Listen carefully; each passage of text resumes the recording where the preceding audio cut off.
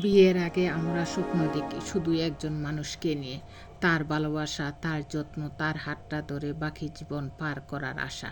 কিন্তু ভুলে যাই একজন মানুষ কখনো একা আসে না, তার সাথে আসে একটা পরিবার, একটা পরিবেশ, একটা বাস্তবতা। ছেলেটা হয়তো সত্যিই ভালো, কিন্তু যদি তার চারপাশটা বিষাক্ত হয়, তবে সেই ভালোবাসাও ধীরে ধীরে নিঃশেষ হয়ে যায়। তাই বিয়ের আগে শুধু মানুষটা নয়, তার চারপাশটাও চিনুন।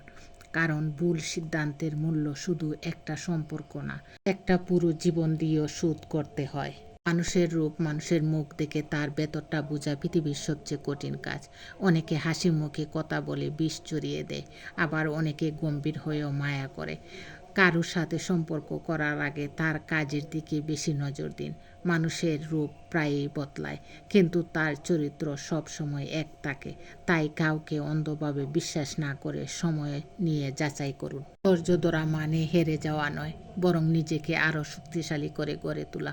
পরিস্থিতি প্রতিকূল হলে আমরা দ্রুত ভেঙে পড়ি, অথচ ধৈর্যই আমাদের বিজয়ের পথে নিয়ে যায়। সময়ের চাকা ঘুরবে এবং আপনার পরিশ্রমের ফল আপনি ঠিকই পাবেন। কষ্টের পর সুখের আগমন ধ্রুব সত্য। তাই আজ একটু ধৈর্য ধরুন।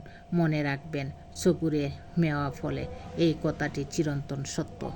আমার আশেপাশে অনেকে আমাকে অপছন্দ করে, আমি জানি। আমি এটাও বুঝি কে ঠিক কোন কারণে আমাকে অপছন্দ করে, আর আমি এই ব্যাপারগুলো আনন্দের সাথে উপভোগ করি। আমার সামনে খুবই ভালো কথাবার্তা বলে, বোঝায় ওরা আমার কতটা ভালো চায়। আবার এরাই আমার অগোচরে আমাকে নিয়ে সমালোচনা করে, আমার খারাপ চায়। সে একটা ব্যাপার না। আমি সবই বুঝি, দেখি, তবুও চুপ থাকি। এমনভাবে থাকি যেন তাদের মনে হয় আমার চিন্তা ভাবনায় তারাই আমার সবচেয়ে বড় শুভাকাঙ্ক্ষী। কখনো কখনো জীবন এমন এক মোড়ে এসে দাঁড়ায় যেখানে কোনো শব্দই আর যথেষ্ট মনে হয় না। সব প্রশ্নের উত্তর পাওয়ার চেয়ে অনেক সময় নীরব থাকাটাই বেশি শান্তি দেয়। যিনি আপনার না বলা কষ্টটা চোখের ভাষা দিয়ে বুঝেন, তিনি আপনার আসল মানুষ। সময় সব কত ধুয়ে দেয় না, কিন্তু সেই কত নিয়ে বেঁচে থাকার অভ্যাস তৈরি করে দেয়। শান্ত এই নিস্তব্ধতায় আমরা নিজেদের সবচেয়ে স্পষ্টভাবে খুঁজে পাই। সবচেয়ে সুন্দর হাসিটা তারাই হাসে যারা জীবনে সবচেয়ে বেশি কষ্টের মুখোমুখি হয়েছে। তারা জানে ভেঙে পড়ার যন্ত্রণা কেমন, তাই তারা অন্য কারো মুখে হাসি ফুটাতে ভালোবাসে।